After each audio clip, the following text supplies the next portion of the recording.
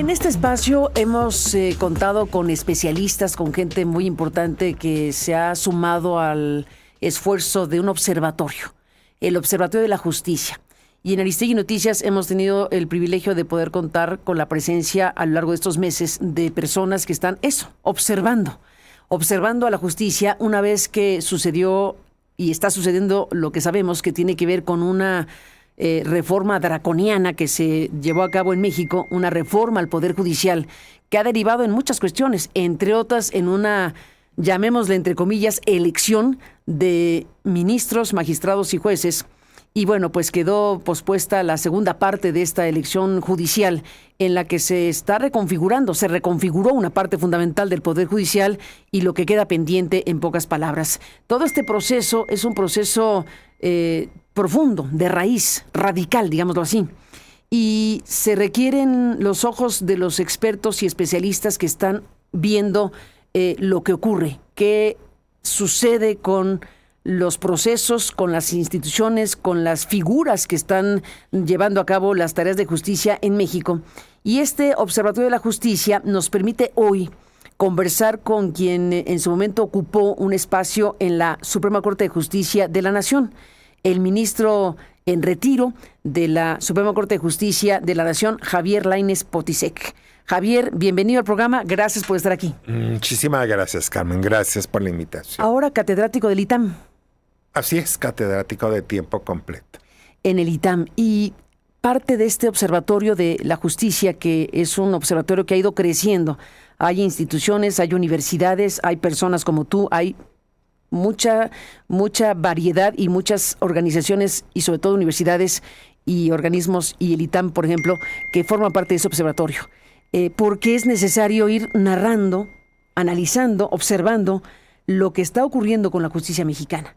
El foco que se propone para esta conversación tiene que ver con este Tribunal de Disciplina, ¿no? Uh-huh. Pero en general, antes de llegar al foco específico, te pregunto, ¿qué has visto tú desde que ocurrió la reforma y tú mismo desde que saliste de la forma que salieron los ministros de la Corte? ¿Cuál sería tu balance en este lunes 10 de agosto? Mi balance, Carmen, es preocupación. Yo creo que hay preocupación e impotencia porque no veo que mecanismos correctivos a corto plazo o mediano plazo puedan existir. Y digo preocupación porque lógicamente hay toda una serie de consecuencias que eran previsibles y que no tenías que ser un experto pues, para darte cuenta de esas consecuencias que ahora solamente se están constatando, ¿no? El decir, la elección compromete el voto o coopta a los funcionarios judiciales bajo el poder político, el legislativo, y pues son cosas que efectivamente están sucediendo, que son, o sea, lógicamente sabíamos que eso iba a suceder, ¿no? Sobre todo por la manera en que se dio la elección, ¿no? No solo la baja participación, 13% del electorado, pero sobre todo el sistema de acordeones. Entonces, desde y luego ahí... se validó, ¿no? Pues, la idea era darle legitimidad, porque según los autores de la reforma no tenía legitimidad democrática, porque no éramos electos, ¿no? Pero, pues entra con muy poca legitimidad el nuevo Poder Judicial, debido sobre todo, insisto, a los acordeones, porque hay que recordar que el acordeón no solo fue la Corte, sino este sistema pues permeó en todo. Entonces, primero tienes toda una serie de constatación. Le ha pegado los bajos perfiles o la curva de aprendizaje, pues, claro que le pega cotidianamente, claro que hay mayor rezago. O sea, yo ahí no comparto. ¿No están resolviendo más rápido, dicen? No. ¿No? No. Pero eso se ha planteado, ¿no? Efectivamente, no, exactamente. Eso se ha dicho, pero no es verdad. No es verdad, no es verdad. Y no puede ser, por ejemplo, a nivel de la Corte no puede ser verdad desde el momento en que cuando había el sistema con salas, las salas desahogaban el mayor número de asuntos. Sí, muchísimos de ellos, pues digámoslo, todos asuntos son importantes. No me gusta decir de menos o más importancia, pero asuntos que puedes resolver 20 en un día, en una sesión, es factible. Si estás hablando de recursos de reclamación, si estás hablando de improcedencias, no se cumplen los requisitos, todo eso, por ejemplo, fluía muchísimo en salas, porque en sala es cierto, yo te puedo decir, resolvíamos 60 asuntos un miércoles, dirás tú, no, pues son genios. No, no es cierto, perdón. La realidad es que de esos 60, 40 eran asuntos de muy fácil trámite, que venían muy estudiados por nuestros secretarios como para que la Corte resolviera muy rápido. Esos asuntos hoy van al Pleno. Todo va al Pleno. Todo va al Pleno. Dentro del propio Pleno ya ha habido voces que están planteando que deberían restituir a las salas. En la última reforma, esta que hicieron, esta reforma parche, o sea, la que recorrió la fecha. La que pospuso. Exactamente, pospuso la fecha. Segunda parte de la elección judicial. Ahí, en una muy mala redacción, porque ni siquiera, o sea, dicen, podrá trabajar en secciones o a través de 2 secciones. ¿Podrá, ¿no? según quién o según Claro, cuando era más fácil decir pleno y sala o secciones. Se restituye el modelo anterior. Exactamente, ¿no? Pero no lo hicieron. Tan es así que no lo han hecho y por lo que pues te enteras o sabes, pues que ellos mismos tienen dudas si lo van a hacer o no lo van a hacer. Ahí la Corte perdió, insisto, digamos, o sea, al desaparecer las salas, la especialización, que es importante. Y acuérdate que por temas las salas estaban clasificadas. ¿Cómo era? ¿Cómo era y cómo es? La segunda sala, por ejemplo, veíamos laborales, administrativo. Y entraba también de agrario, por ejemplo. Y la primera sala veía penal y civil. Entonces, claro que el ministro tiene que saber de todo porque en pleno puedes llegar a... Yo, por ejemplo, yo no estaba en la sala penal. Podía ya haber asuntos, pero en acción inconstitucional. Control abstracto. O sea, que es, digamos, otro tipo de interpretación que tú haces. Y algunos amparos rarísimos en revisión que la primera sala decidiera llevar al pleno. Claro, yo tenía 1 o 2 secretarios expertos penalistas, ¿no? Entonces, lo tenía. Pero fuera de eso, no era finalmente la expertise sobre la que yo cada miércoles... Y eso desapareció porque todo es en pleno. Eso de, entonces tiene que saber de todo. Tiene que saber de todo. Tiene que saber de todo, o sea... Bueno, teóricamente los ministros tendrían que, como bien dijiste, saber de todo, pero al final todo se va al pleno y entonces, pues, que se colapsa el proceso. Sí, claro. No. Porque, a ver, ¿qué tanto pueden resolver los ministros de la Corte en función del volumen de casos? Es correcto. Además, acuérdate que el pleno son 9. El debate siempre... Eran 11 y luego fueron 9. 9, exactamente. Bajaron 2. Exactamente. Pero en esos órganos colegiados tan amplios, siempre la discusión es muy compleja. Carmen, es muy compleja. Porque además recuerda que son televisadas, públicas. Y que lo digas. Entonces el protocolo de discusión se hace muy complejo, efectivamente. Entonces no es lo mismo que en sala lo que era público era la votación final. Pero entonces en sala el debate real, fuerte, directo, se podía dar con muchísima facilidad, ¿no? Entonces en sala, antes de salir a hacer nuestra votación pública, porque eso sí tenía que ser público, pues teníamos horas, desde las 9 de la mañana hasta las 2 de la tarde, de debate de fondo de los asuntos. Y ahí sí era debate. Y estaban presentes todos nuestros secretarios. Ahí sí tomando nota. Ahí sí, digamos debate sin protocolos. Ahí sí era un debate, oye, te equivocaste, no estás viendo esta jurisprudencia. ¿Cómo? ¿Dónde? ¿Cuál? O sea, era totalmente distinto. El pleno, por su propia naturaleza, es protocolo, porque ese es uno de las desventajas de las sesiones públicas y televisadas. Esa es una desventaja, ¿eh? Porque reconocido a nivel internacional. Teóricamente se están cuidando. ¿O cómo? No, porque a ver, efectivamente. O sea, Pues sí. Sí, en ese pleno Bueno, yo no te podía, ese es un yo no decir, te puedo, pero- si tú fueras ministra, yo no te puedo decir, Carmen, perdón, pero no está usted, ministra, tomando en cuenta esta jurisprudencia, esa ya no tiene validez. Para poder decirte eso, te tengo que decir, yo creo, ministra, pues que sería Prudente. prudente que Revisar. viéramos esta otra. Y en una sala, en una sesión cerrada, es mucho más fácil que, óigame, oye, Me no, dices, no, yo creo que esa ya no, esa no está más libre el debate, está más Exactamente. eficiente el debate. Exactamente. Y eso no sucede en el pleno. En el pleno, lógicamente. Televisado. Ni antes ni ahora no puede suceder. Además, por los tiempos. Pero O sea, no te puedes estar arrebatando la palabra.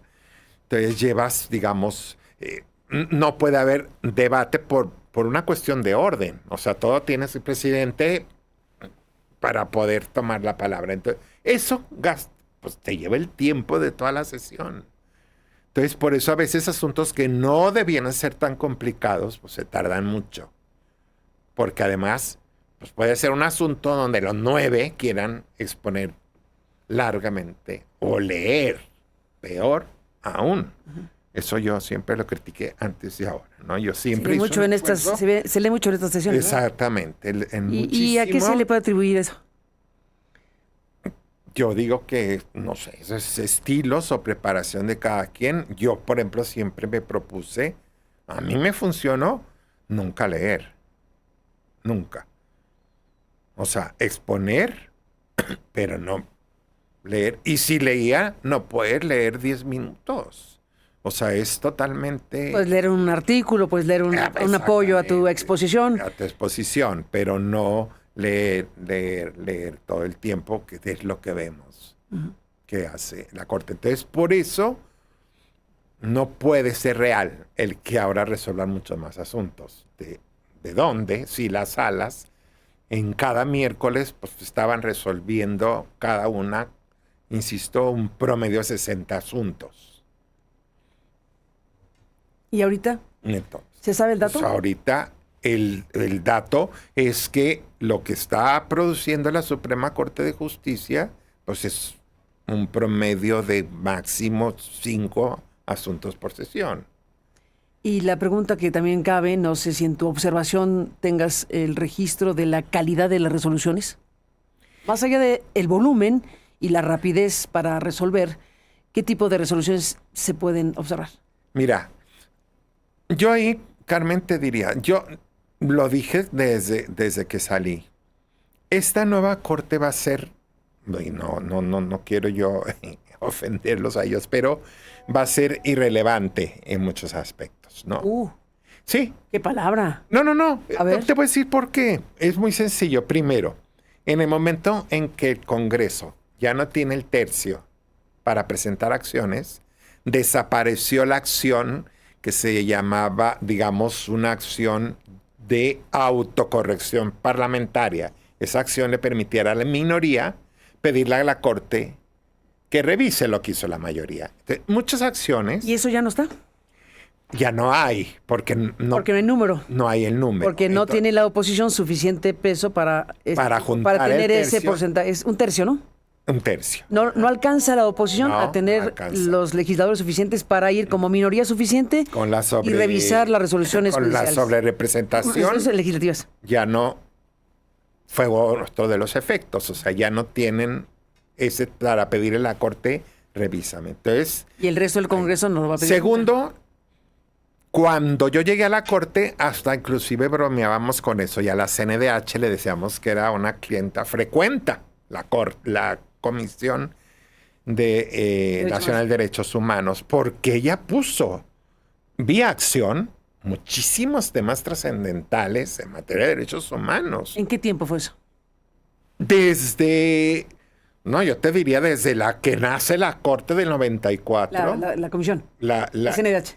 Sí, y la Corte del 94 como Tribunal Constitucional en los diferentes periodos, la Corte fue cada vez siendo más, la Comisión, más protagonista en poner, independientemente que fueran acciones que no le gustaran al gobierno, pues la autonomía de la CNDH le permitía cumplir su Misma labor. que ya no se puede afirmar que existe. Yo te puedo decir que a partir de la actual titular, ¿Y repitió? y repitió, la Comisión Nacional de Derechos Humanos no ha vuelto a presentar una acción que sea, bueno, no solo no ha presentado y decir resuelvan ustedes, en asuntos, lo recuerdo, como la militarización con aquella acción de la Guardia Nacional, si se iba a ceder o no, emitió un comunicado de apoyo diciendo que no había militarización. Increíble. O sea, ni siquiera guardó silencio cuando ella, en otra época, creo yo, hubiera dicho, a ver, aquí está, y resuelve tú. Entonces, de la Comisión Nacional de Derechos Humanos, y tú ves los spots en el radio, de la cantidad. Sí, sigue presentando muchas acciones, Carmen, totalmente intrascendentes y que no debiera estar presentando. ¿Cuáles? Se está yendo, revisa las leyes orgánicas, las leyes municipales de ingresos y se va contra todas las multas fijas, se va contra el costo de las copias fotostáticas. ¿En serio? ¿En serio? ¿La CNDH? Sí. ¿Está en eso? Está en eso. Está en eso. A mí me tocó en la última etapa. Yo lo vi, varias veces lo discutimos en el pleno privado. O sea, esa no era la idea. La comisión, basándose en que pues, son derechos humanos. Le dije, sí, pero esto ya es tributario. O sea, estamos tumbando. Y el problema es que yo ahí lo reconozco, desde la corte anterior, varios dijimos, hay que revisar eso. No es posible que estemos tumbando por inconstitucionales esa cantidad de leyes municipales contra el nivel de gobierno más débil presupuestariamente, porque la CNDH, pues, fácil toma todas las leyes municipales tributarias y entonces impugna, así en paquete, de verdad, sí, el costo de te digo, las multas fijas, las sanciones por falta taxatividad, se rompe el principio de taxatividad en sanciones de policía y buen gobierno, que es justicia de paz. O sea, donde ni siquiera aplicas el principio de taxatividad como si fuera un tipo penal. Y esas luego las declaramos inconstitucional. Y eran, te lo juro que no quiero exagerar si digo por cientos, pero cada año claro, así. Los entretuvo. Así nos entretuvo. Con volúmenes gigantescos de esas. Exactamente, ¿no? Los entretuvo, con las ganas de entretener. Entonces, y por eso cuando yo oigo los spots o los informes de la cantidad, que eso es lo que se está resolviendo por parte de la Comisión de Derechos Humanos. O sea, a eso me refiero. Entonces, si tú quitas todo esto y luego ya no hay constitucionales autónomos, entonces, ¿qué pasa? Ya no tienes controversias constitucionales, que es otro mecanismo, que eran técnicamente, o sea, complicadas, a veces muy polémicas, que sí existieron. Sí, los grandes asuntos. Claro, ¿no? El INAI contra el IFETEL, de esas tuvimos, la COFESE, entonces de competencia contra la Secretaría Que en paz descanse. por los slots del aeropuerto, o sea, todas esas, pues tampoco ya no hay. No. Ay, Javier, bueno, estamos aquí detenidos en el tema de la justicia específicamente y de la CNDH ahora que se incorporó, pero hay un conjunto de reformas y de circunstancias que están relacionadas unas con otras, al final de cuentas, y hay una transformación del propio Estado mexicano.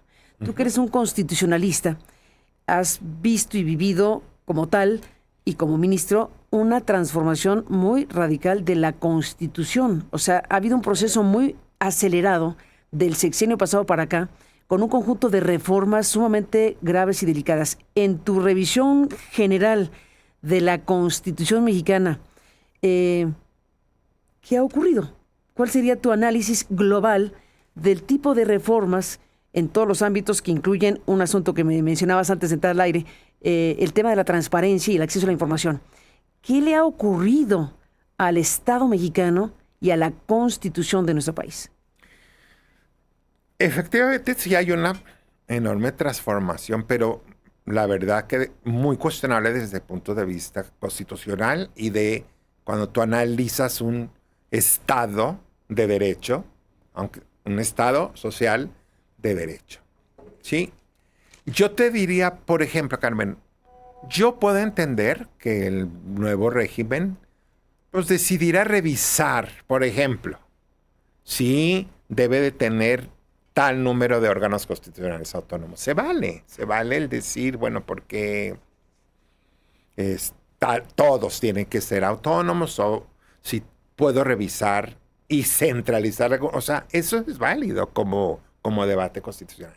El problema aquí es cuando tú desapareces órganos como el INAI, por ejemplo, en transparencia. Yo siempre, de verdad, cada vez que en mis clases o en conferencias les digo, lo que pasó en transparencia es la desaparición del INAI y el cambio total del régimen, para mí es tan grave como la reforma del Poder Judicial.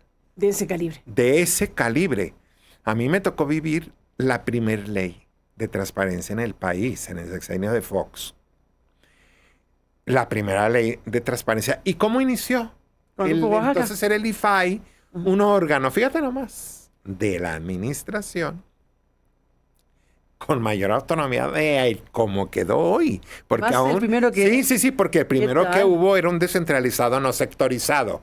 Al menos porque hubo mucha oposición del Congreso y de grupos activistas en favor de la transparencia, de que este fuera un órgano desconcentrado de entonces Función Pública de la Secretaría. Entonces, lo que se hizo ahí es crear un descentralizado, digamos, no sectorizado, con mayor autonomía. Que lo que quedó hoy. Sí. Ya después, 14 años se tardó en llegar a la autonomía constitucional, que una de las ventajas es que la autonomía constitucional le permitía permear a todos los niveles, a todos los poderes. Ahorita... Eso se mató. Eso se mató, porque ahorita... La joya de la corona de la transición mexicana. Yo creo que sí, fundamentalmente se mató porque, bueno, Carmen, ¿cuántos escándalos políticos, cuántos delitos, cuántas infracciones se supieron? Porque la transparencia, desde el primer caso, que el Toalla Gate, me acuerdo. De Anabel Hernández, el Toalla Gate. ¿No? De las toallas carísimas. De Fox mismo. Exactamente, ¿no? Y entiendo que además pues resultó que había sido un mal diseño presupuestario porque era una partida, habían puesto, eso justificó el gobierno, dijo, no, pues esas toallas no costaron eso. Uh-huh. Pero se tuvo que explicar. Yo estaba en consejería jurídica en la época y cuando me tocó ir a Pinos, pues yo quería ver esas toallas tan caras. Tan caras. A ver, ¿me puedo pasar al baño? No, ya es bueno explicarlo. Pero la transparencia empezó a funcionar, Carmen, y yo te voy a decir una cosa. Yo fui servidor público y en la PGR fui su procurador y luego 7 años procurador fiscal. Y sí cambia. El hecho de que sepas que te pueden pedir el expediente te hace ser mucho más consciente de lo que estás firmando. Porque sabes que te lo van a pedir. Yo sabía como procurador fiscal que muchos asuntos me los iban a pedir y entonces... Y no importa. Y sabía que los iban a pedir periodistas y que iba a ser anónimo y que lo tienes que entregar. Entonces, eso te hace también ser muy... Y era la idea, parte de transparencia, cómo transformar también el comportamiento del servidor público, primero para quitarle el chip de que esa información es suya, no es tuya, es pública. Segundo, que no reserves todo. Y entonces, pues el órgano, yo tuve muchas discusiones bien interesantísimas, ríspidas con el IFAI. Entonces, ¿no? Cuando estaba Marván y Pechar, iba y me peleaba como procurador, oye, de la liquidación de Luz y Fuerza, y déjame reservar esto. Y no, es que no se reserva un expediente, se reservan documentos. Todo eso después pasó a ley. O sea, no se vale decir voy a reservar el asunto de Luz y Fuerza. No. Tú tienes que acreditar el daño probable La prueba de daño se llama. En esa época, en mi época, la tenía en lineamientos, pero eran internacionales. Finalmente se puso en la ley. Todo eso se fue subiendo a ley. Entonces, como verá, y te digo, y luego ya hacerlo autónomo, pues te permite que entrara al judicial, al legislativo, a los estados con el esquema que se hizo. Todo eso desapareció. Se me hace gravísimo. Gravísimo. Para efectos de un Estado democrático, ¿qué significa la reforma judicial y la reforma y la eliminación del organismo de transparencia con autonomía constitucional? Existe ahora una circunstancia que depende del gobierno para el tema de la información y la transparencia. Eso existe, incluso están anunciando que habrá modificaciones para que no cualquiera mande a reserva y demás cuestiones que están tratando de medianamente convencer de que será mejor de cómo quedó. Pero está por verse. Sí, claro, o sea, perdón, pero es que... Perdón. Pero ya lo vivimos, o sea, nadie nos va a contar eso. Eso no funciona. O sea, por más que intenten mejorarlo. El gobierno sea el que da la información, o sea, en lugar de que sea un órgano autónomo del Estado. Pues, o sea, eso sería lo ideal. O sea, es lo que teníamos. Eso es lo que teníamos. Por eso cuando yo te hablo de un grave retroceso, ese órgano promovió una controversia contra un decreto de López Obrador que reservó, declaró de seguridad nacional todas las obras públicas de la administración. Un despropósito monumental. ¿Cómo que las obras públicas reservadas? Pero ¿López Obrador lo lanzó así? La Corte votamos, se declaró la inconstitucionalidad y al día siguiente sacó otro, quitando algunas obras. Pero ahí está el decreto. Yo creo que todavía está vivo. Imagínate. La cuestión es que las obras siguen reservadas. Muchísimas. Cuando es, Carmen, yo te diría, así era, en la legislación constitucional y legal de transparencia, las contrataciones, es más, eran públicas, decíamos, es una obligación positiva. O sea, no tienes que pedirlo. Tienen que estar en las páginas de cada secretaría. Y si lo piden, tienes que darlo. Y si no están por alguna razón, tienes que darlo. Exactamente, ¿no? Y si por alguna razón no están, tienes que darlo. Y si vas a reservar algo, tienes que hacer una prueba de daño que puede ir en recurso al INAI. Y acuérdate que la autoridad no tiene recurso, ¿no? El particular sí. Pero, bueno, todo ese sistema, entonces para mí sí es muy preocupante. Ya lo estamos viendo en el observatorio, batallamos para que nos den información. Entonces, el Observatorio de la Justicia, del que formas parte, entonces que piden algo y está difícil. Exactamente, o te lo mandan ilegible o muy difícil de entender, pero ya no tienes un órgano a que tú pudieras, claro, recurrir o decir, oye, esto... No. Entonces, creo que sí hay ese tipo de reformas, ya no digas el incremento de delitos en el 19.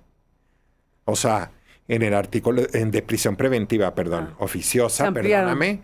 O sea, no solo no cumplimos la condena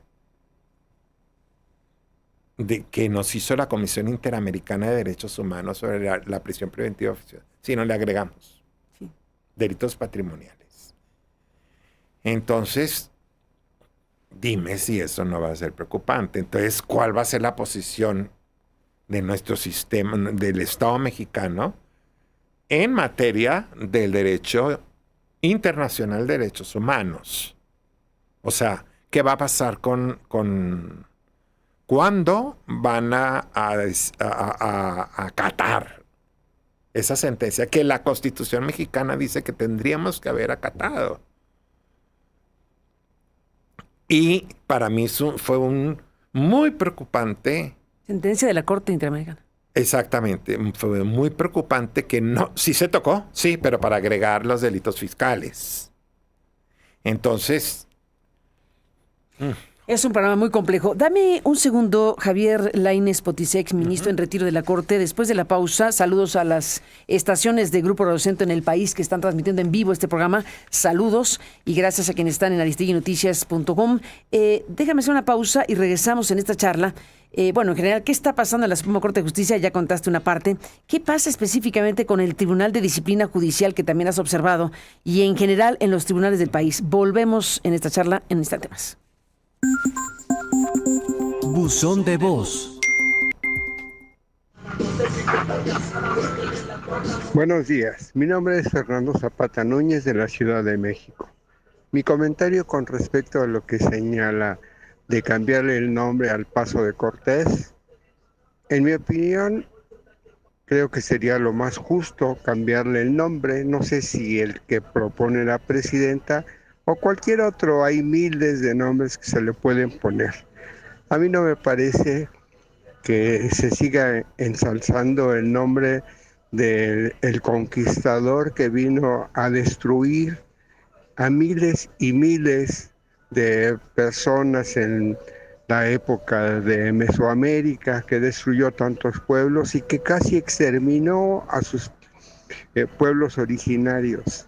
Creo que sería un contrasentido seguir conservando ese nombre. Al menos esa es mi opinión. Saludos. Hola, Carmen Aristegui, soy Leticia González Luna de Voz Pública. Oye, pues da pena que nuestra presidenta salga con ocurrencias como las de Donald Trump de cambiar el nombre de Golfo de México a Golfo de América. Y ahora que salga con el Paso de Cortés a cambiarlo por el Paso de los Indígenas, o sea, muestra una ignorancia impresionante.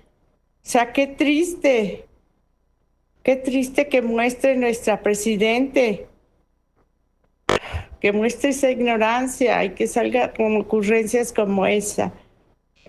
Que Dios nos ampare con este gobierno. Tu opinión nos importa.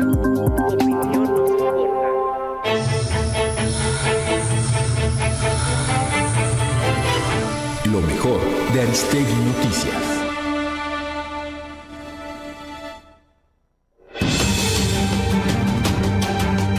El senador y presidente nacional del PRI, Alejandro Moreno, informó en un comunicado que denunció ante el Departamento de Estado de Estados Unidos a los consejeros del INE, Arturo Castillo Loza, Rita Bel López Vences y Frida Denise Gómez Puga, para que se revisen sus actuaciones bajo la ley global Magnitsky. Moreno anunció además impugnaciones ante la Sala Superior y denuncias ante la ONU, la OEA y la Corte IDH, al acusar al INE de estar sometido al gobierno y afectar a la oposición. También acusó a Morena de buscar una dictadura al amparo del crimen organizado. La Fiscalía de Oaxaca emitió 3 fichas rojas de Interpol para localizar a Concepción Díaz Martínez, Dagoberto López Díaz y Viljaid López Guadalupe, expresidente municipal de San Martín y Tuñoso, por presunta responsabilidad en la desaparición de la ingeniera triqui Roxana López Martínez, de 24 años. Roxana desapareció el 23 de febrero de 2026 en la Mixteca y habría sido vista por última vez en la casa del exedil. La Fiscalía mantiene su búsqueda con drones de cámara geotérmica, georradares, binomios caninos y equipo de rescate, mientras los 3 señalados tienen órdenes de aprehensión por desaparición cometida por particulares. El Ministerio de Relaciones Exteriores de Colombia congeló las relaciones con la República Árabe Saharaui Democrática y reconoció la soberanía de Marruecos sobre el Sahara Occidental en un giro respecto al reconocimiento otorgado por el gobierno anterior. La decisión implica suspender contactos diplomáticos y el respaldo a la RASD en foros internacionales, mientras Colombia busca fortalecer su alianza con Marruecos en comercio, inversiones, turismo y seguridad. Consulta esta y más información en www.aristeguinoticias.com.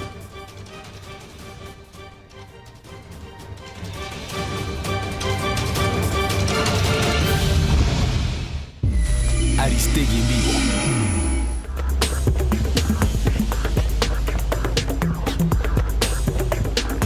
Estamos de regreso en esta conversación con Javier Lainez Potisek, ministro en retiro de la Suprema Corte de Justicia de México e integrante del Observatorio de la Justicia, con el que estamos hablando esta mañana. Y bueno, pues nos detenemos, Javier, en el tema de la Suprema Corte de Justicia de la Nación, con tu observación de cosas como el Tribunal de Disciplina, que algunos le llamaron el Tribunal de la Inquisición, o un tribunal que está por arriba de todos, incluyendo los ministros de la Corte, es un poder superior a lo que sería la ultimísima instancia. ¿Que dónde quedó todo eso? Esa es otra de las cuestiones hoy en día cada vez más preocupante. Porque cuando vino todo el cuestionamiento de la reforma, bueno, pues todos nos fuimos sobre todo por la parte de la elección, que no era el esquema correcto, en fin. Y poco gente cuidó mucho decir, oigan, ¿y ese tribunal? ¿Y ese tribunal qué? ¿Qué? Sobre todo, si lo llegamos a decir, las atribuciones tan amplias que le están dando y que ya acaban de ser ratificadas en el reglamento que sacó el propio tribunal de poder fincar una responsabilidad, suspender a un juez o magistrado cuando se considera ¿Es su resolución? fue en contra del interés general y de orden público. Que son conceptos jurídicos, se llaman Demasiado amplios, ¿no? indeterminados. ¿Por qué? Pues porque son indeterminados. Así se llaman en derecho estos conceptos porque no tienen una definición precisa y exacta. Se pueden aplicar, claro, en, no sé, por ejemplo, en una expropiación, tú dices, ahí está la ley de expropiación, una causal de expropiación es de orden público, ¿no? Una actividad para efectos de construir una escuela o escuelas, ¿no? En fin. Pero el problema es que eso habría, y es lo que está pasando, sí lo empezamos ya a ver, casos muy concretos donde el tribunal entra a una cuestión de criterio. ¿Y han destituido jueces? Han suspendido. Suspendido. Hasta ahorita, han suspendido. ¿O resoluciones que consideran son contrarias al Que interés son público? exactamente de criterios contra un juez que otorgó una suspensión o un amparo, no recuerdo si ya era definitivo, bueno, definitivo sí, no, porque acuérdate que va a recurso, pero por prisión preventiva oficiosa, ¿no? Otro caso que también tenemos o que empezamos a documentar sobre otro juez que redujo una sanción penal en un caso donde era posible reducirla porque era un juicio abreviado, ¿no?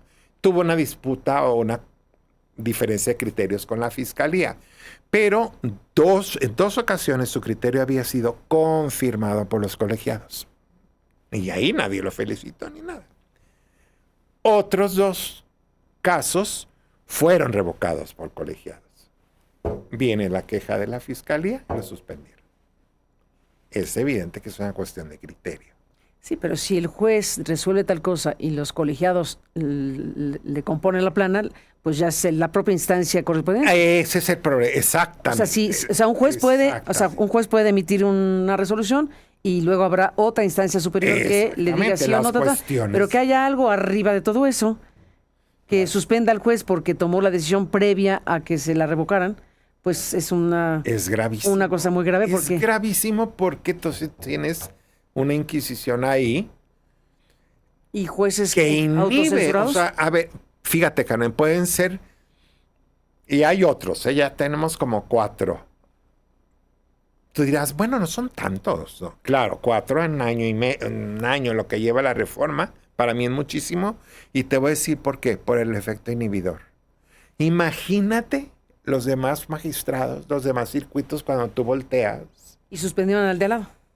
Y dices, por una cuestión de criterio. Entonces son efectos, pues que pues que sí vas a saber que tienes un órgano inquisidor ahí. Porque esa línea muy clara que es, no puede un tribunal, ni en el anterior Consejo de la Judicatura, entrar a una cuestión de criterio. En aquella época había un recurso contra la destitución, que ese sí llegaba a la Corte. Y la Corte confirmó muchas decisiones del Consejo de la Judicatura. En otras, precisamente dijimos, perdón, esta es una cuestión de criterio. O sea, eso no puedes estarlo destituyendo por eso cuando hay una distinta interpretación. Hoy son definitivas inatacables. No hay defensa ahí. También en la anterior corte eran definidas inatacables, excepto la destitución y el cambio de adscripción, para que no se usara como castigo. ¿Sí? Pues hoy entiendo ya no existe nada de esos recursos. Entonces sí es muy, muy preocupante, porque ahí es donde de verdad, o sea, la justicia va a cambiar en sentido negativo. ¿Qué ocurre en otros tribunales del país, en este Observatorio de la Justicia del que formas parte? ¿Qué se está observando en otros tribunales del país? Tú dices el orden local. Sí. A ver, en el orden local hay que recordar que no se ha implementado toda la reforma. Hay varios estados que todavía no lo han hecho. Curiosamente, muchos están buscando de estos estados, Querétaro entre otros, ya es sabido de 2 o 3, Nuevo León, creo que también están viendo cómo poner un filtro anterior a la elección para que la elección solo vaya, por ejemplo, quienes hayan pasado un examen, o sea, quienes acrediten. Ajá. Ahora, eso va a ser judicial. Ahora, sí, exactamente. Volverla la carrera judicial. Pues de manera, tú dices, bueno, menos mal, si me explico. Ahora, en vez de una elección que sea por examen. No. La elección no la pueden quitar porque está en la Constitución. Ya no hay manera. Entonces, sino que quien vaya a la elección previamente. Ya, exactamente. Ya está calificado, pasó exámenes y todo. O sea, que sea idóneo realmente para que lo elijan. Claro. Entonces, bueno, eso mejoraría el asunto. Pues, digamos, mejoraría algo. De todas maneras, la elección siempre significará compromiso con alguien, institución público-privada. Siempre. Ese es el problema de la elección, Carmen. Ese es el problema. ¿Sí? Implica compromiso, porque ¿cómo ganas la elección? Haciendo campaña. Vas haciendo campaña. Entonces, ¿no? Igual te gana alguien más simpático. O igual, como lo vimos, espero que eso lo corrija el INE, el sistema de acordeones. O acercando eso. Lo haces haciendo... Pues el sistema de acordeones lo validó el tribunal, ¿no? Además, tienes razón. Lo validó el tribunal. Entonces, bueno, ahorita tenemos el respiro a 2028. Pues para seguir reflexionando y seguir dando, por eso es bien importante darle seguimiento a todo eso y hacerlo público. Nosotros vamos a hacer público todos los hallazgos. Es importante porque tenemos que ir pensando, Carmen, eso no puede quedar así. No puede. Cuando yo dije, esto es un error histórico, me decía, pero ¿por qué? A lo mejor tú me preguntaste, ¿pero por qué error histórico? Le dije, porque su corrección nos va a llevar lustros. Esto no se corrige, no es una reforma que pueda ser reversible con otra y se acabó el problema. Acuérdate que te estás deshaciendo de cientos de perfiles profesionales. De juzgadores. Exactamente. No. Entonces... 30 años de carrera judicial, más o menos. 30 años de carrera judicial. Ahora, Javier, vamos al punto previo a esta reforma. El propio Poder Judicial... Perdón, y nada más una cuestión que es bien importante, regresando un poco a la Corte, también me preocupa, y hay 3 casos donde la propia Corte da aviso al tribunal contra colegiados para que verifique. O sea, la Corte está ahí para jurisdicción. ¿La Corte da aviso a colegiados? ¿Sí? ¿Para qué? Pues para que procedan. ¿Les avisa? Les avisa. ¿Les avisa? Para que procedan contra tal colegiado. ¿Y eso no es correcto? ¿Y eso no es correcto? Yo creo que no es correcto. A ver, hubo un asunto de... A ver, si detectaran una responsabilidad administrativa, pero no en una cuestión de criterio. Hubo un asunto donde fue ponente Loreta Ortiz, que tenía que ver con una persona con discapacidad y el amparo era si el Seguro Social le tenía que dar un aparato en específico que no estaba previsto por el seguro. Y entiendo que el colegiado pues, le había dado la razón al Seguro Social, ¿no? La Corte corrige, dice esto va en contra de las personas con discapacidad, le tienen que dar, muy bien todo, corrige. Pero después, incluso en el debate, que yo vi esa parte cuando me entero que agregan en la sentencia un resolutivo para decir, y dese vista al tribunal, porque señalaban que además había afirmaciones discriminatorias en esa sentencia. Hubo debate entre ellos bien interesante y varios se opusieron, dijeron, perdón, no nos corresponde y todo, pues por mayoría. Imagínate. Se dio vista al tribunal otra vez por un asunto criterio. De que ese juez dijo sí o no. Exactamente, y usó términos. Claro, en tu sentencia tú podrías haber puesto, y además este lenguaje es discriminatorio, ya no se utiliza, en fin, no sé. Eso se vale. Pero no pones un resolutivo y dale aviso Al tribunal. Otra vez, imagínate el efecto. Yo fuera un colegiado y digo, ahora me van a... ¿Sí me explico?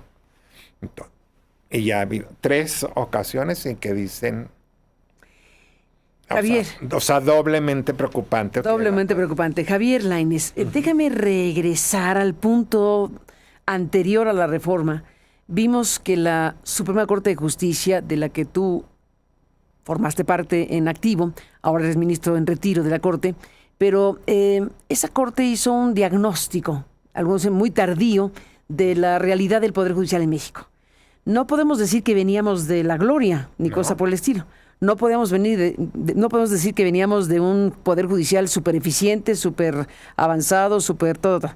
Veníamos de una problemática muy severa del Poder Judicial en México. Teóricamente, pues se hace una reforma judicial para resolver los asuntos que técnicamente estaban ahí. De aquel diagnóstico amplio que la Corte llevó a cabo y que hizo público, pues para enfatizar que además de los jueces, también los ministerios públicos, también los fiscales, también los otros circuitos de la justicia tenían problemas muy serios, los policías, en fin, todo lo sistémico estaba expuesto en esa radiografía. Pero estaba ahí también el tema de los jueces como parte de un diagnóstico bastante crudo. No estuvimos nunca en jauja, pero cuando estaban en la fase final ustedes mostraron públicamente ese diagnóstico. De entonces para acá, ¿qué decir? ¿Se arregló alguna de las cosas que estaban ahí expuestas? No. ¿Nada? No. ¿Ni el nepotismo, ni qué? A ver, acuérdate, por ejemplo, a nivel federal, el nepotismo. La reforma estaba Saldívar de presidente. Acuérdate que hubo una reforma en 2021, legal, solo legal, donde se pretende, al menos en el Poder Judicial Federal, corregir el problema del nepotismo. Quiero ser muy claro en eso. Hay que recordar que el nepotismo no tenía que ver con jueces y magistrados, porque ellos llevaban desde 1994 ocupando sus cargos por concurso. El nepotismo se daba en otros niveles del sistema, como de los secretarios, o incluso hasta choferes, o todos los niveles donde era real y se descubrieron casos donde en un juzgado, pues un juez tenía... Toda la familia. Exactamente, sí. ¿no? En 2021 se hace una reforma legal, siendo presidente López Obrador. Él aplaudió, porque esa se informó en el informe, cuando el presidente iba al informe de la Corte, en esa reforma se ponen las reglas contra el nepotismo, ¿no? Se crea, por ejemplo, el censo. Tú tienes que avisar ahora qué familiares tienes, ¿sí? En el Poder Judicial. Incluso en algunos casos, si es en el mismo circuito, había una comisión de ética que le llamaban, donde se dirigía el juez a esa comisión para decir, a ver, ahí este pariente. Y esa comisión, exactamente. Entonces, se dieron, digamos, pasos en ese sentido, porque tampoco es un tema tan complicado, ¿no? A nivel federal. Eso ya se había hecho en 2021. ¿No? Entonces, pero fuera de esto, hacia adelante, yo no he visto absolutamente ninguna mejoría respecto a aquel diagnóstico que incluía nepotismo y otras muchas cosas. No. O sea, todo fue para peor. ¿Para ti todo fue para peor? Para mí todo fue para peor. Te voy a decir por qué, Carmen. Porque hay que recordar que en este país la asignatura pendiente en materia de justicia, primero que nada, era la justicia local. Olvídate de la procuración, o sea, fiscalías y todo. En ese diagnóstico que hizo la Corte, es lógico, o sea, que muchas de las opiniones o de lo que se recabó en esos foros, que fueron muy amplios, era precisamente el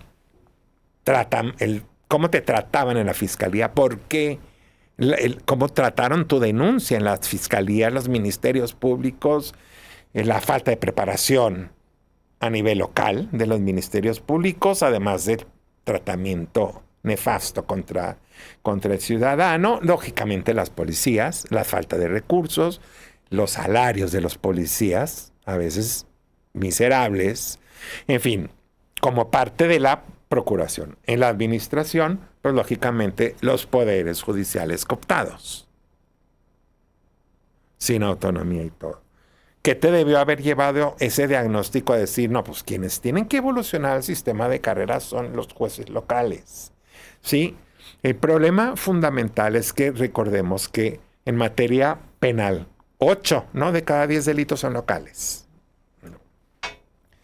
Pero, y así lo vas a ver, lo que realmente le pega a la ciudadanía es local, todo lo civil. Todo lo civil y todo lo penal también. Un homicidio es local, un feminicidio es local. O sea, es por excepción van a ser delitos federales, pero la mayoría de lo que le pega a la gente cotidianamente es local, tanto en materia penal como civil, porque violencia intrafamiliar, divorcio, familia, todos esos temas son locales. Entonces, el mayor esfuerzo, eso es lo triste, de que el Estado mexicano, el mayor esfuerzo lo tuvo que haber puesto en la justicia local. Te lo voy a poner así. Ahí no pasó nada. Lo mejor, si quieres, para que no suene yo soberbio, decir, estaba muy bien, y está bien, ¿no? Ya lo acabas de decir tú. La justicia federal tenía problemas, sí, pero era lo mejor que se tenía en la parte de administración. O sea, era lo mejor que tenía el sistema de administración, la federal, con todas las correcciones que quisieras y las áreas de oportunidad. Pero esa es una realidad. El problema real estuvo siempre y sigue estando. Por eso doble preocupación, lo siento, ser tan pesimista, es que, ¿qué avisoras tú para la justicia local? Tú dime. O sea, cero mejora. Cero. Cuando mucho, pues que esté igual que como estaba. El mejor de los casos. En el mejor de los casos, porque ahora ya tienes o vas a tener jueces y magistrados electos. Y perdón, y con todo respeto debe haber excepciones, pero veo perfectamente a los gobernadores metiendo la mano en esa elección. No hay manera que sea... ¿Por qué esa suspicacia tuya? Perdón. No. Porque sin el sistema... Pues porque lo hicieron en la elección misma. Lo hicieron exacto, ya lo hicieron efectivamente en esta elección. Había acordeones, acordeones federales y acordeones locales. Y porque antes de los candidatos de los gobernadores. Y porque antes de la reforma veíamos a gobernadores que llegaban y destituían y ponían otros magistrados y hubo avances, en varios estados hubo avances, es decir, bueno, mínimo los jueces que sean de carrera judicial, ¿sí? Pero, y te digo porque ya llegaban los amparos, muchos a la corte, de los magistrados y jueces destituidos a nivel local por cambio de gobierno. Tenemos una comunicación con nuestro público al que le mandamos saludos y aquí nos preguntan cosas. Por ejemplo, alguien dice, ¿cuántos expedientes ocultos se archivaron en la antigua Corte Suprema de México? Cuando se hablan de las cosas que se expusieron para justificar una reforma. Se les acusó de todas las cosas, de corrupción, de exceso, de privilegios, de camionetas, de salarios, etcétera, y de ocultar expedientes.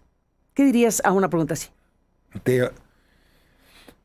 De ocultar expedientes para no resolver. Para no resolver, por ejemplo, el caso del Salinas Pliego, que se habló de que claro. el expresidente López Obrador decía ese expediente se ocultó durante todo este tiempo. Ok. Por hablar de ese caso. No, ok. Sí, o sea, Y bueno, qué bueno que tocas el tema, porque, por ejemplo, pues sí, en materia fiscal se ha tratado o tributaria se ha tratado de decir que la corte anterior protegía. Eso. Ujú. Y yo reconozco que el caso pues, de fiscal de este grupo empresarial, digamos, pues se ha marcado mucho digamos, y la visión. Porque yo te puedo decir que si hacemos, y lo voy a hacer, un análisis serio de cómo resolvía la Corte, es falso, de toda falsedad, que privilegió fiscalmente a Salinas, a cualquier otro grupo. Es ¿Y ese expediente falso. ¿Sí me explico? ¿Se No. retrasó o no se retrasó? Es que yo creo que sí se retrasó. O sea, ¿Malamente? ¿Indebidamente? No. Yo recuerdo que Luis María Aguilar era ponente en algunos.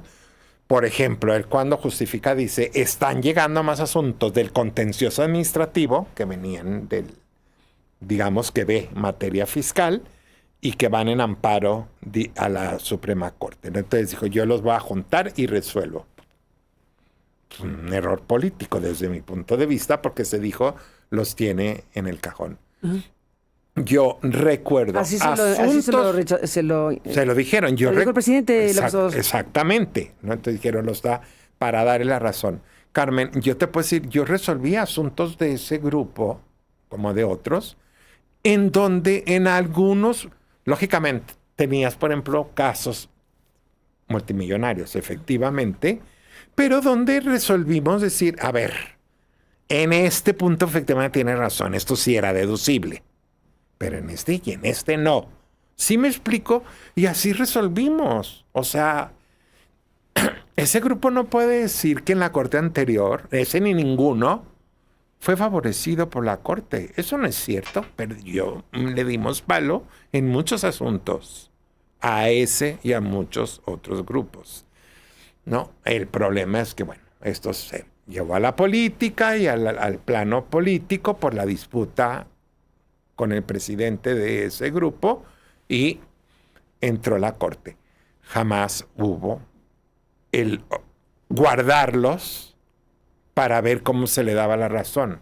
No, o sea, yo tenía de esos asuntos y ya sabía que no le íbamos a dar la razón en todo. Pudiera tenerla en 1 o 2 puntos, o sea, si me explico, de los alegatos. Esos juicios, exactamente. Entonces, por eso yo le diría a quien hace esa pregunta, no. O sea, yo le puedo decir con toda seguridad que un ocultamiento en este tipo de asuntos, como para privilegiar, eso nunca se dio. Javier, regresando a la Corte actual y al Observatorio de la Justicia que estamos aquí, pues contando con tu presencia para analizar lo que ocurre en estos momentos con la justicia, ¿qué me dirías de las cosas que han sido muy polémicas de la actual Corte? Bueno, ya no digamos lo que se convierte en memes y que hay un conjunto de situaciones, algunas justamente y otras injustamente se convierten en chiste, en memes, en una ridiculización de la Corte. Claro. Por muchas razones, o sea, se está cazando a los ministros para ver en qué momento se equivocan, se está cazando a los ministros para ver en qué momento viene una pifia y contribuyen algunos de ellos a que esto dé materia. En tu revisión general, ¿qué me dices de eso que ocurre en la Corte y de cómo el actuar de la Corte pues está siendo motivo de severas críticas en redes sociales y en espacios de comunicación amplias? 2 cosas. Ellos tienen una enorme desventaja de la que tuvimos quienes ingresábamos nuevos a la Corte en el régimen anterior, porque cuando mucho pues entraba uno solito nuevo o 2 máximo, pero entonces tienes 9 colegas en los que te vas a apoyar, ¿no? Entonces tu curva de aprendizaje es muchísimo más baja. ¿Por qué? Porque, bueno, además de que tienes una ponencia, generalmente tú retomabas, por lo pronto, la ponencia como estaba. ¿Por qué? Porque tú tenías que estar votando a la semana. Pero yo te diría, nuestra curva de aprendizaje era muchísimo más rápida y te evitaba cometer esas pifias porque tenías 10 o 9, si habíamos entrado 2 nuevos, que te iban precisamente ayudar exactamente a evitar. Aquí todos son nuevos, digo, Yo sé que estaba ya Lenia y estaba Yasmín y Loreta, pero pues tampoco era una experiencia de 10 años, 15 años como podías tener en la corte anterior. Entonces, eso, imagínate en sala lo que ayuda, por ejemplo, también, que seas tú el nuevo, pero los otros 4 no. Entonces, eso... Están en desventaja. Eso, exactamente, tienen esa desventaja. Y segundo, yo sí creo, pero eso es totalmente subjetivo, que sí no ha habido una especie de dirección de la Corte hacia, digamos, ver cómo aborda los problemas y cómo evita ese tipo de situaciones. No sé si me explico. Sí creo que hay muchas diferencias entre ellos y yo creo que, en mi punto de vista, pues al presidente le ha faltado impulsar. Fíjate, antes de que entraran, yo oía comentarios de no, les va a ir muy mal. Les dije, no, les va a ir muy bien. Les va a ir muy bien porque esta corte es una corte política, va a ser una corte política. Entonces, con que tomen, fíjate, les dije yo, un asunto fiscal, que lo van a votar como lo hubiéramos votado nosotros, pero ahí ya van a poder decir, miren lo que hace la... Y un asunto interesante, derechos humanos, aunque lo hubiéramos votado. Igual. O sea, de los proyectos que dejamos, van a decir, esta es la nueva corte. Entonces, en manejo político, pues llevan todas las de ganar. Y no fue así. O sea, ni eso han tenido. O sea, hasta la sesión en Chiapas, pues le salió mal. Sí me explico, sí, por haber no llegado. No resultó lo que se pretendía. O sea, sí me explico. O hoy en día, no sé si lo platico, digo, le salió mal todo por llegar en los camionetones. Sí. O sea, todo algo, eso no es acercar la justicia, ya lo sabemos, pero bueno, hasta eso le salió mal. O sea, a nadie se le ocurrió decir, vamos todos en un camioncito.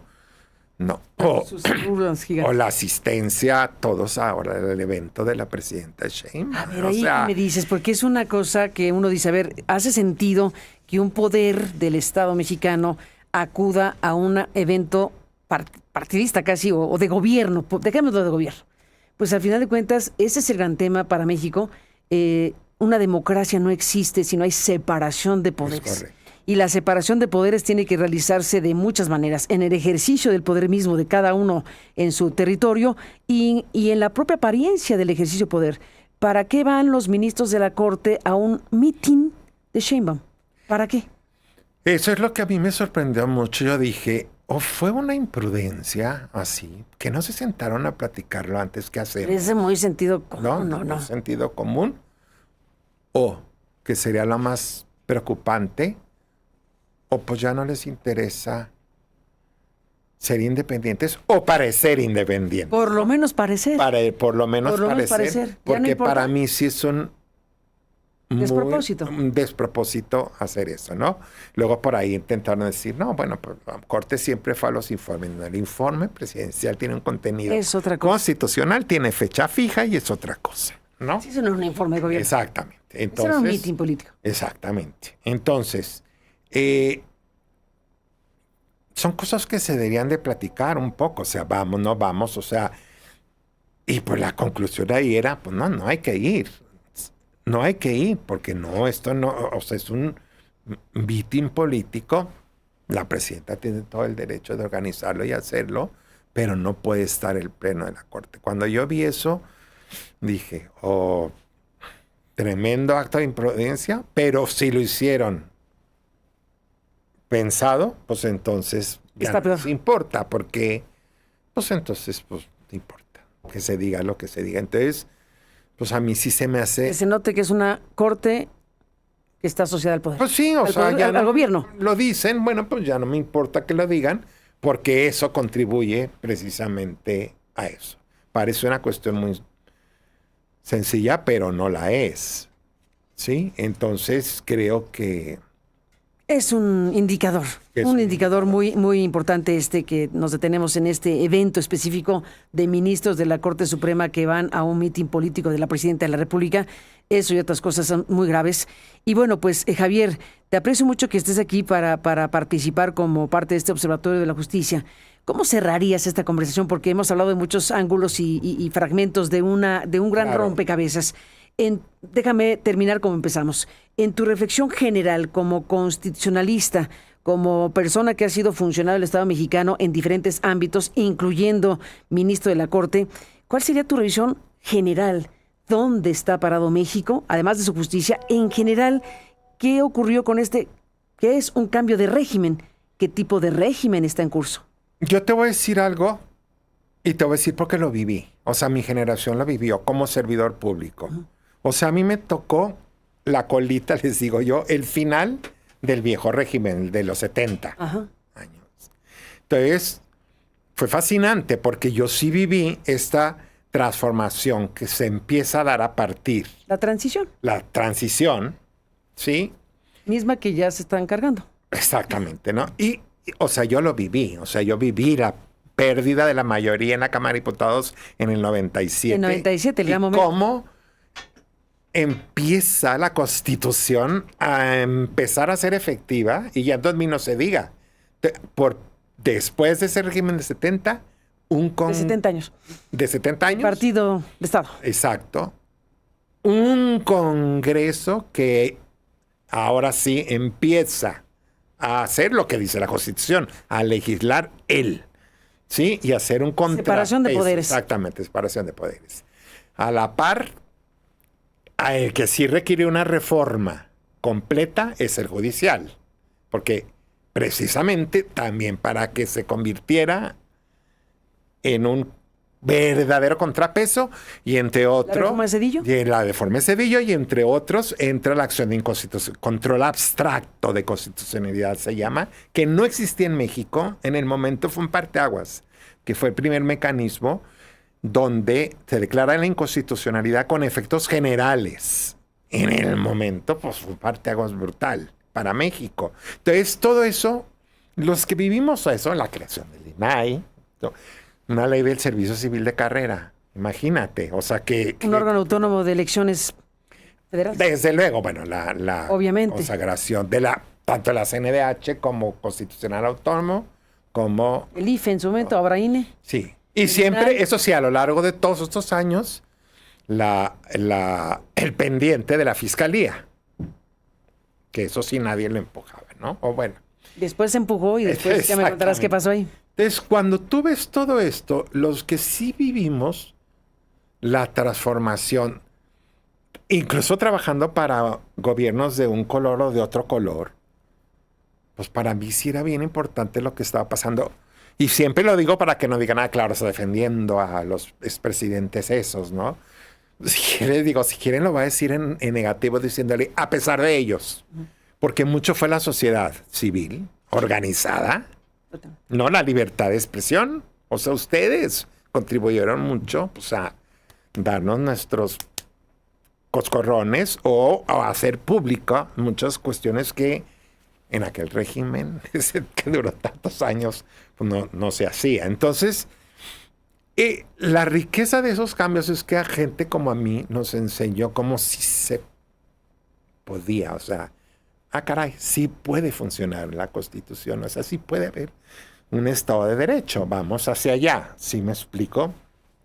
O sea, tenemos que ir quien esté. Yo después recuerdo, y es anecdótico, alguien de mi familia, creo que fue mi cuñada, me dijo, cuando venía la elección en la que ganó López Obrador, me decía, oye, ¿y tú cómo ves? Porque le dije, vota por quien quieras votar. Yo creo que ya tenemos las instituciones. Fíjate nada más que ingenuo. Si quieres, vota por quien quieras votar.